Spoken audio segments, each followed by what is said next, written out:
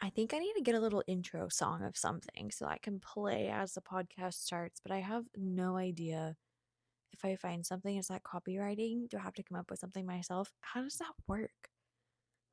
I'll look into it because it'd be fun to have a little like da da da da da da da da. Okay. And then I'd be like, welcome back to another episode of the Mama's Podcast, as I always do. In case you didn't know, I'm your host, Madison Walker. And this is crazy. It's still crazy. It still blows my mind. I'm making podcasts. I'm being consistent with making podcasts. I am proud of myself for being consistent. It is Thursday night. I'm just now recording this. We went on vacation last week. We went on a cruise, and my stepson got to go with us, but my youngest was not able to go with us. He was 5 days too young to make the trip, and we have had this trip planned, paid for. So he got to spend a week with his great grandparents, and it went great. But that was hard. And anyway, not the whole point of what I was trying to tell you, because the point of being like having a podcast and I upload on Fridays, I have having to keep myself consistent. I'm forcing myself to be consistent because consistency is key when it comes to being successful in literally anything. And that's not always easy because this week flew by. It's already Thursday. I'm like, oh, I have to film and edit and get this uploaded by midnight tonight or at midnight tonight. And I asked my husband, like, hey, he was gonna go do a side job or look at a side job. And I'm like, that's great. Could you help me out with the young one tonight? I gotta get a podcast filmed. He's like, yeah, no problem. He gets home, he's not feeling too good. He showers, we get ready to eat, and he gets called out for a job. And he's like, I'll be quick. I'll try to make it as fast as I can. It is 9:15. He is still not home. And from last I've heard, it's probably going to be an all-night job for him. So that's okay. Baby's in bed. We made a little drinky drink. I don't know if you can see it, but there's so many different names for them. I don't think it's not boba because it's not the gummy kind. They're the kinds that pop. I've seen them be called popping pearls. I love them. I love them. And so I bought some different ones off Amazon, and then I've been eating them every single day. But I made myself a little drinky drink with some cranberry juice and berry vodka, and then I put some of them in there, and it's so good. So good. Anyway, it's kind of difficult sometimes to be consistent in life. And I met up with a new gal who is pursuing kind of similar stuff that I'm doing, which is super cool. And so we just met up in person and was able to have coffee and get to know each other and talk about life and our goals and the struggles of it all. But consistency was a big thing that we talked about because you have to be consistent in anything. And if you're trying to grow things online and online presence and things like a podcast, you have to keep putting your content out there, which is not always easy. Easier said than done, but we're going to keep showing up. And eventually, one of two things are going to happen. One, I'm going to say something that pisses people off, or I'm not going to cover my butt enough on it, and I'm going to start getting a lot of hate, and it's going to blow up, and I'm going to just get tons of hate on the internet. Or two, something's just going to start clicking, and it's just going to catch, and things are going to keep rolling. But in order for it to catch and for it to keep rolling, I got to keep moving forward and putting things out there and putting courses together and all that kind of jazz, I got a lot of work to do still, but those are the only one of two things that are going to happen here soon. I know it. I have a feeling I'm either going to get a ton of hate and I'm going to grow from that, or something's just going to catch one of these episodes. Something that I say is just going to catch people's attention. They're going to be like, ooh, I like that. Or it's going to be like, ooh, I hate that. But I would tell anyone who is online presence, pursuing anything of that sort, you aren't going to make it. You're not a real deal. You're not successful until you have haters. That's when you know it's real. That's when you have made it. That is when you have created something for yourself is when people are out there dissing on you. But you know what? Let them hate. Haters are going to hate. And ironically, people who hate you probably are going to check up on you more than people who just love, like, genuinely love you and support you. And views, comments, shares, when you send it, anything of that sort, just help you in the long run. So the haters are really just helping you out, which is kind of funny. Anyway, none of that has anything to do with today's topic. So thanks for sticking around my little rant and vent. I haven't had much adult interaction today, and I'm not sure this actually counts as adult interaction, but we're gonna pretend like it does. Today's episode is kind of like a lot of things put together in one. I feel like they all correspond to each other, but it's a little bit of everywhere to an extent. But the the biggest majority of it is starting to realize the things that I've realized since becoming a mom, and not just a mom, but also a boy mom, which I never thought I would be a boy mom. I definitely thought I'd be more of a girl mom, and I had no idea what I was signing up for when it came to being a boy mom. But a lot of these things have came to light since not only being a mom, but specifically a boy mom. And you see a lot of these videos out there of like, I can't believe I'm gonna be like the grandma on the dad's side, or just these realizations when you have boys, kind of what that looks like. And they're so funny, but I've also come to this realization of I am potentially raising someone else's future husband. Now, I say potentially because thinking like that my sons are going to want to pursue marriage. They obviously don't have to. That's not a guarantee. They can choose to be single, but assuming that they are going to want to pursue marriage, I am raising someone's future husband. I am raising my grandchildren's dad. I am raising someone's future son-in-law. I am raising someone's coworker, friend. You get it, right? You get the gist here. That is my responsibility. That is on my shoulders. And that is crazy.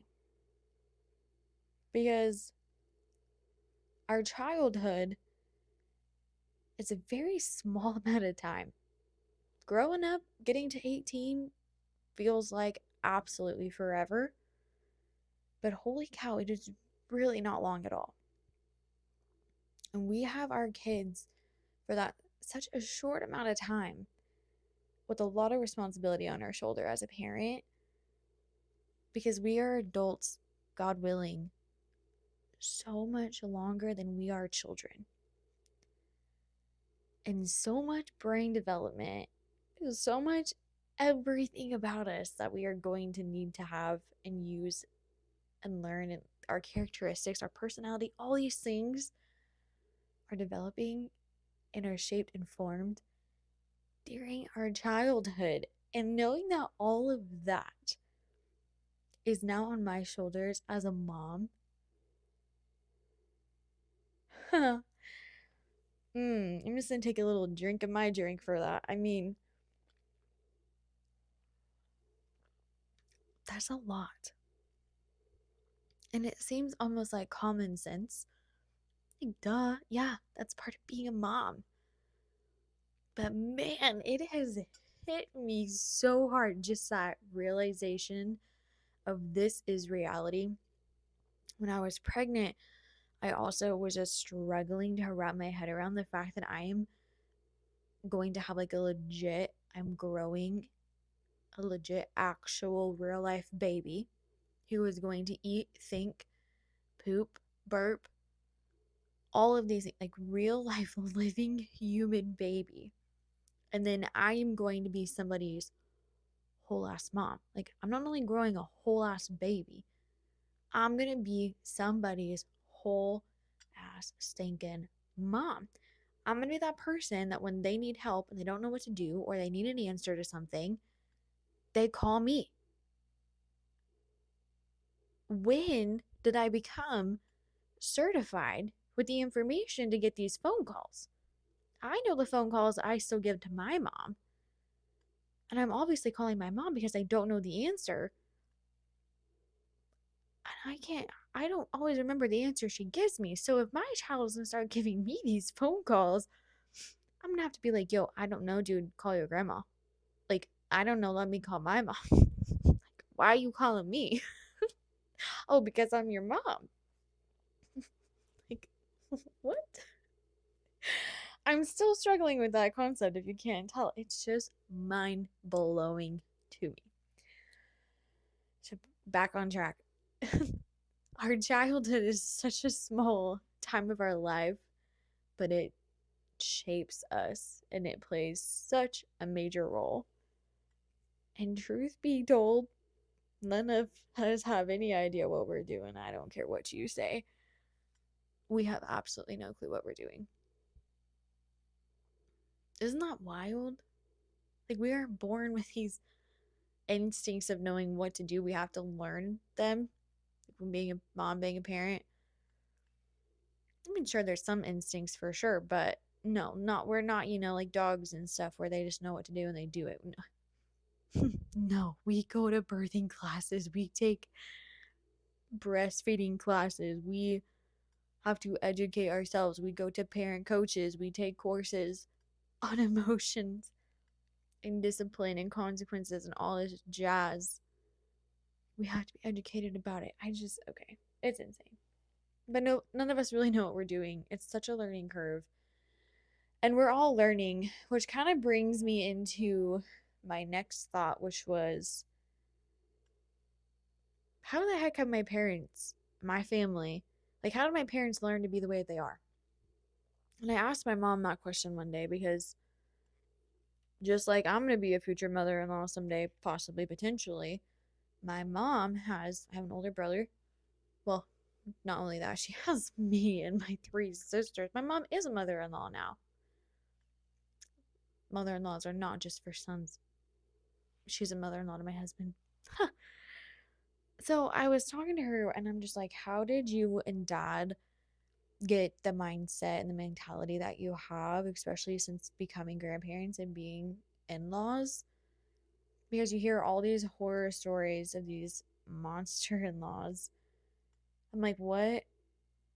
Why aren't you guys like that? Like, what was so different in each of your families? The way that you were raised? Like, were you told what to do? How did you know? Why are you like this? Why are you different than other people? What is this difference? Where does it come from?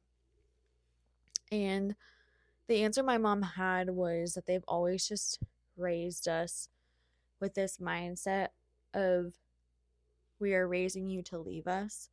We are raising you to be adults in society. We are raising you to be functioning, independent adults.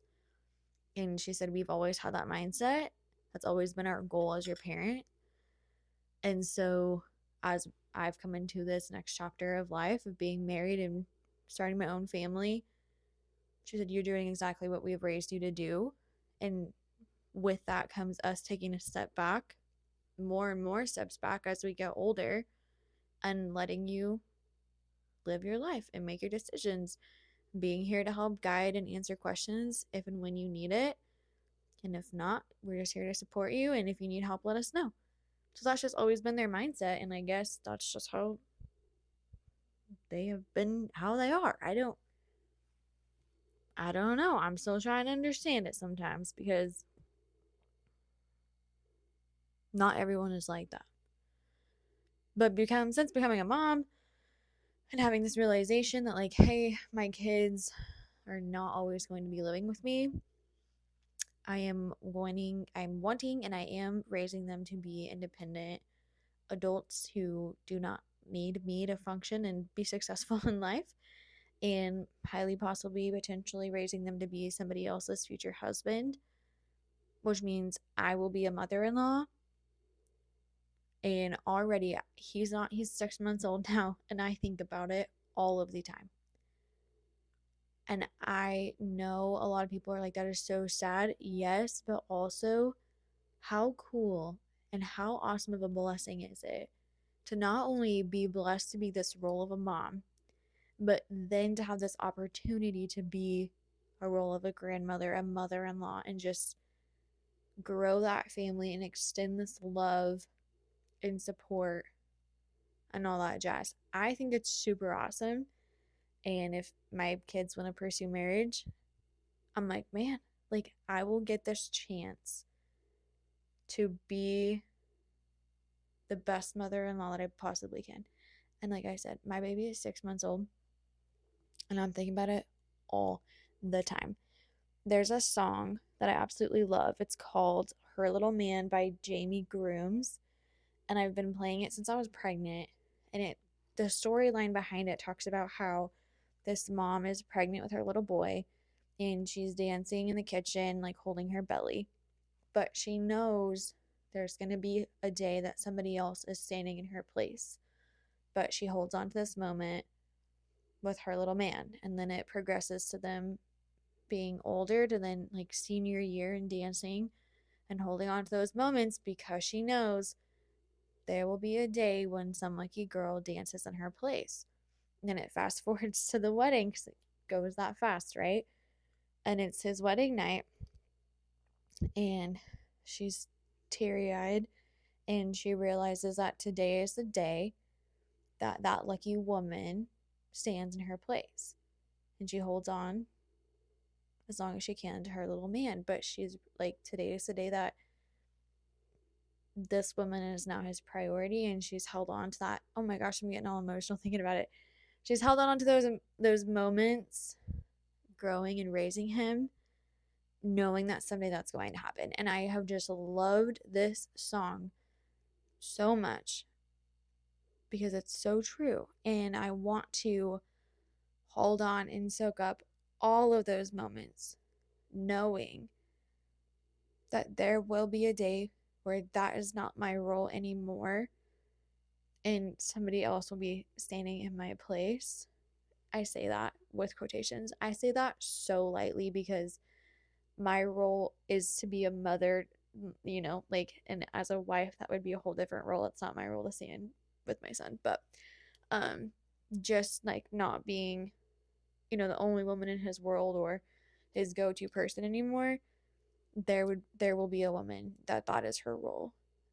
And I get emotional about that, just thinking about how fast they grow. Not like, oh my gosh, like he's not gonna need me anymore. Like I don't have this.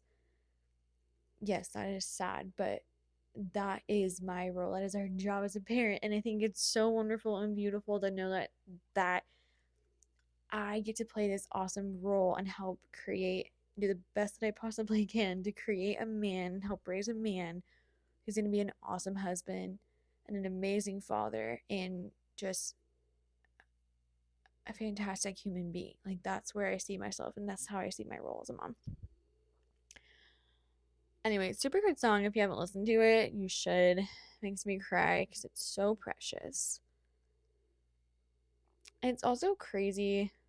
This is what I was saying. Like, I have just lots of ideas that kind of go together in one. So we're just bouncing around. We're just chit chatting. Kids are their own person, and that's really weird to me too. Maybe this episode should just be called Weird Things That I've Realized. I'm just struggling to wrap my head around a lot of reality lately. But I think this might be a little bit of a learning curve for me, 100% as a parent, in learning, understanding, and then respecting each child as their own individual and how different they could be from each other, but also like me and my husband.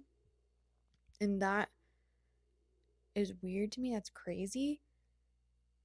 Obviously, it makes sense because they're their own person, but to think like they could just have such different personality traits and characteristics and likes and dislikes and interests and hobbies than what my husband and I do, and to be like, yeah, like awesome, and support that even if it's out of our comfort zone or something that we are not familiar with or not maybe our norm of a family.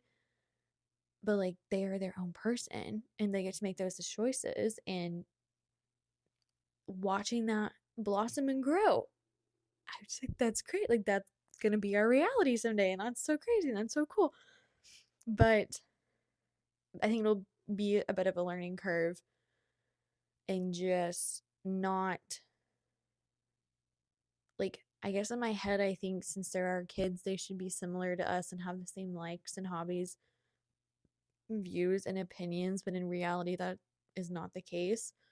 And so just getting out of that mindset that I have, I don't even know why it's there. I don't know where it comes from, but getting out of that mindset and being like, our kids are going to be their own people who are going to go through ups and downs and learning curves. And it's not our job to fit them in this box that we think is right or perfect, or, our hopes and dreams and hobbies and ideas and views and opinions. Like, they are going to be their own person and we can't try to fit them in a box. That's my whole point. But watching your kids become their own people and their own personality, it's just gonna be so cool, so interesting as a parent. I mean, my oldest, my stepson, he's 5, so he definitely, has his personality. He's still learning so much. But I'm like, man, before I know it, you are going to be 13, you're going to be 15, having your own very strong ideas and opinions, probably upset because we won't let you go out past a certain time, or like wanting to go drive around, and we're like, no, and all these things that he's gonna want to do as a teenage boy. I'm like, that's just crazy because we're gonna be parents at that point, and like you're still gonna be a kid. How did this happen? I feel like I'm still 16 most of the time. Mm. Granted, we have a couple years until that's the case. But if these years keep flying by like they already have, I'm gonna go to sleep tonight and wake up as 30 tomorrow. It's fine. Okay, another thought process in all of my thoughts today. Something that was weird, crazy, hard for me to wrap my head around. A very big learning curve when it came to adulthood. And if you are my younger sisters, hear me when I say this, but also if you are someone who is, I'm going to say, like college age, so you're kind of out of mom and dad's house, but you haven't fully established your own house. So, not quite married or having your own kids. So, in between that area, you probably, I'm just going to put everyone into an assumption category here, but when holidays come around, you probably still do the traditions and everything that you've done growing up your whole life. So, you go to your mom and dad's house, you go home, right? Or go to grandma and grandpa's house. Like, you still do those things. But what's crazy is when you start establishing your own home and then start to navigate all of that. Because it's not just your parents and family, it's then also your spouse's parents and family and their traditions, but then you're starting your own family. And so, great example here, we always did Christmas morning at my mom and dad's house. So throughout college, yeah, I went to my parents' house. We had Christmas morning at my mom and dad's house. Fast forward now to being married with my husband. In my head, I'm like, it's Christmas and our kids, like, we should be home in our house and spend Christmas morning at home. But then I'm like, no, Christmas is at my mom and dad's house. So this transition of establishing your own family and your own traditions, and then what are you going to do, was an area I was not prepared at all to start to navigate. And that first year that I did not go home to my parents' house for Christmas was one of the hardest Christmases, but also one of the coolest Christmases. And then, like, this year was the first year that we had Christmas as a married couple in our home with our kids, and that was so cool. But a part of me will always miss what was so like the normal for 18, 19, 20 plus years of my life, which was Christmas morning at my mom and dad's house. That's a part of life, right? It's a part of growing up and establishing your own family and starting your own traditions. And I think it's great, and you can still 100% partake and do traditions that you've done your whole life 100%. Sometimes it looks differently for our family specifically. It's not as easy to just go to my parents' house due to distance and traveling. It has to be planned out and it takes a lot more time. Whereas if we lived closer, that could look very different. But, a lot of those traditions or things that were the normal slowly start to look different. And I'm very thankful for my parents' mindset, because their mindset with us growing up has always been, you are welcome, you are invited, we would love to have you, we understand if you can't make it, hope to see you next time. And they also are very open to moving things around and accommodating as we've all grown. So as we've all grown up and moved across the state, they're like, yeah, maybe Christmas is not always going to be at our house. It might be easier for just dad and I to start traveling instead of all of you and kids. When I say dad and I mean like my mom and my dad, to travel, pack up and just travel them too, rather than all of us packing up kids and everything else. So we might start rotating whose house we do Christmas at. And one year my brother hosts, and the next year we host, and then the year after that my sister hosts. So they're very open to that and have a great understanding that life is changing for all of that and that things are going to be looking different, and they're very supportive in that. And so thank you, mom and dad, for that. I don't know where this mindset mentality came from, but I appreciate it because it's something that has been very supportive and encouraging and made transitioning into adult life very easy and very smooth. And that is one aspect out of many that I look up to and want to have and implement in my own family for my own kids. Talking about, wait, before I move on, there was one thing that my dad told me that kind of corresponds with all this, but he said, I can't remember exactly the question that I asked him at the time, but it had to do with something about all of us growing up and moving. My baby sister is the last one in the house, and she graduates here soon. And she's going to be staying um, for college. So my parents aren't quite empty nesters yet, but they're getting very close. And we've all definitely spread our wings and have explored and just went out into the world. And so we were talking about something along those lines of us all kind of moving away. And anyway, my dad, I just remember him saying, like, of course, I would love to have my kids closer to home, but that's not how I raised them. They are doing exactly what I always hoped that they would, and they are conquering the world.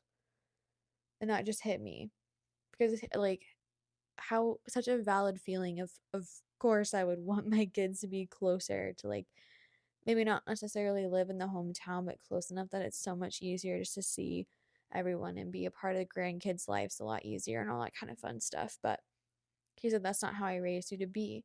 I raised you to get out of my house and to go be yourself and to be independent and to strive and to accomplish great things. And in order for you to do that, you have to go out into the world. And that's exactly what you all have done. And so I just thought it was so awesome and like heartwarming, but such a perspective of like, yeah, of course, who wouldn't want their kids closer? But that's not how I raised you to be. So anyway, I kind of think I said something about boundaries, traditions and boundaries. I don't remember now if I had said that before, but boundaries was another one of those things that kind of came up in my thought process of all of this. And it was interesting for me because I had never really stopped and thought about the word or what it meant.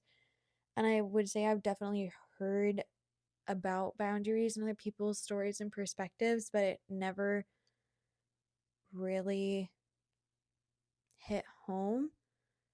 And since becoming an adult, I have and navigating my own, marriage and life and figuring out our own stuff, I have understood it. But I tell people boundaries is not a word in my family, and that's because it's never had to be like defined. It's never had to be a thing simply because it's always been in place. It's like a almost common sense. Almost.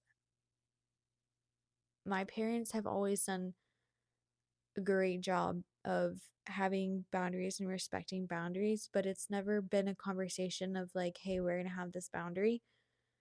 Like, that's how what I mean when I say the word hasn't ever been a thing. We've never had to have these conversations or something along those lines. It's just, and that's where that question of asking my mom, how are you guys, and why are you guys the way that you are? Like, was it some kind of training you went through? Like, did you sit and talk about it with your parents? Like, what made you this way? I don't get it because there are so many stories out there that people have very different experiences with their parents and such and boundaries. But with becoming an adult, I guess, legally, I suppose I am an adult, and creating my own family and those priorities and traditions and such things shifting,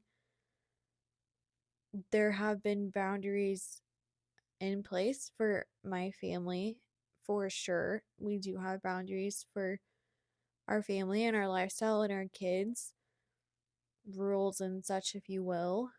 And it's just never up to this point been a hard or big conversation we've had to have, quite frankly, because it's just been understood and respected. I don't really know how to explain it. I don't really have words to explain it.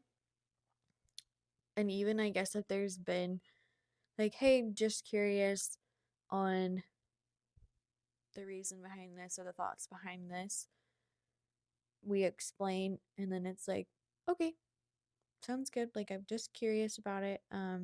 I'm sure as my youngest ages and we have possibly another kid or two, there's gonna just always be conversations of what's going on and why we're doing it and what we ask, and especially if and when, grandma and grandpa are babysitting or aunts and uncles are babysitting or things like that, just, voicing rules and boundaries when we are not comfortable with. But in terms of just establishing our family and like I said, the traditions and the priorities, they've been very respectful and understanding and like encouraging of your family becomes priority. Your family becomes what's most important, and you need to do what's best for you and your family. And we will do our best to support you in that. And again, when it comes to, traditions or events, you're welcome. You're invited. We would love to have you. We understand if you can't make it. We hope to see you next time. And so, if you get anything out of this episode, I think that's a really, really great mindset to have, especially if you're a new mom. And especially if you're a new mom to a boy. If you're a boy mom, I feel like the boy moms, we get a little bit more sad or anxious or thinking about that. Like, you lose your little boy or everything I've already kind of talked about before. But I guess I just encourage you to just have this mindset and perspective of we are in this role where we are getting to raise somebody's future husband and your grandkids' dad, and this role model for your kids and think about yourself as a little girl and all of the hopes and dreams and desires that you wanted and qualities you wanted in a husband and your reality and what that looks like. And like, you have that responsibility and you have that opportunity to help raise a man who could be just like the man you always dreamt of, but for another little girl. Hopefully that makes sense. That makes sense in my brain, but it's not coming out very good. But if you get anything out of this podcast, anything, I hope it's something along the lines of understanding that our kids are only kids for a short amount of time. And they will be adults, God willing, for a lot longer.